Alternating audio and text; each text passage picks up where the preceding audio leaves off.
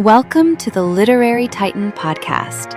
In every episode, we dive into a book we've just read and share our thoughts, from best-selling authors to rising literary stars.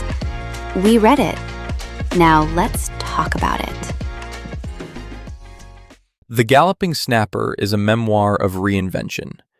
Dave Letterfly Noderer begins in the ache of surrender, selling the six-pony Liberty Act that had given his young life shape and meaning, and then follows the long, uneven road by which performance, painting, horsemanship, family, love, and recovery slowly braid into a new self.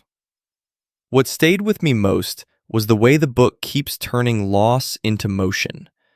A man leaves Canada grieving his ponies, finds his way into painting ornate scroll work on a restored calliope truck, returns to the fairgrounds and circus ring with Bingo, and eventually arrives at a harder, deeper transformation through Alcoholics Anonymous, spiritual surrender, and the making of a home and vocation that feel earned rather than merely desired.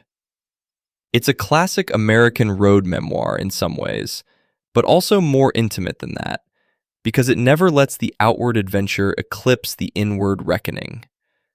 Noderer is very good at the tactile particulars of his world: the old white horse van waiting for circus scroll work, the bank of brass calliope whistles he studies stroke by stroke, the smell and clatter and competitive glitter of the midway, the gossip in the popcorn trailer, the hard practical labor behind all that spectacle.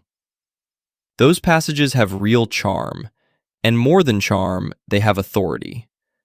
I felt the book's affection for handmade work on every page, and I liked that its reverence for art isn't abstract. Painting here isn't a lofty pose. It's weather, deadlines, ladders, gloss ruined by rain, and the stubborn joy of making something vivid enough to pull strangers closer. The prose can sometimes be very earnest, but even when the language grows florid, I rarely doubted the feeling underneath it. What gave the memoir its emotional weight for me, though, wasn't the carnival color, but the accumulation of moral and spiritual change. The early wound of selling the ponies, the tenderness of Hayes telling him the sight of those yellow ponies on pasture had stayed with him, the later healing with his father on the fair circuit, and the shift from beer-soaked drift into recovery all give the book a real arc instead of a mere sequence of adventures. I was especially moved by the way the narrative keeps circling back to companionship, human and animal alike. Bingo isn't just a horse, but a partner in craft and performance.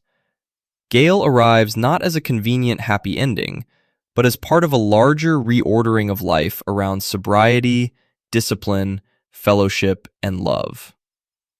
The AA material is openly devotional, and will probably land differently depending on the reader, but I found its conviction more affecting than preachy because it grows out of ruin.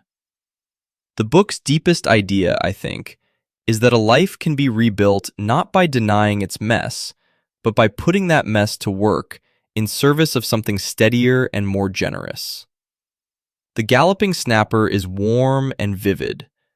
What I came away with was less the image of a daredevil life than the harder thing: a man teaching himself, over many years, how to turn appetite into vocation, loneliness into fellowship, and spectacle into meaning. I'd recommend it most to readers who love memoirs of craft, travel, recovery, horsemanship, and old, odd corners of American show business, especially those who don't mind a voice that runs fervent and full-hearted. Thanks for joining us on the Literary Titan podcast. If today's review sparked your interest, be sure to pick up a copy of the book and experience it for yourself. If you enjoyed the episode, don't forget to subscribe, leave a rating, or share it with a fellow book lover. Until next time, keep reading, not just to escape, but to grow.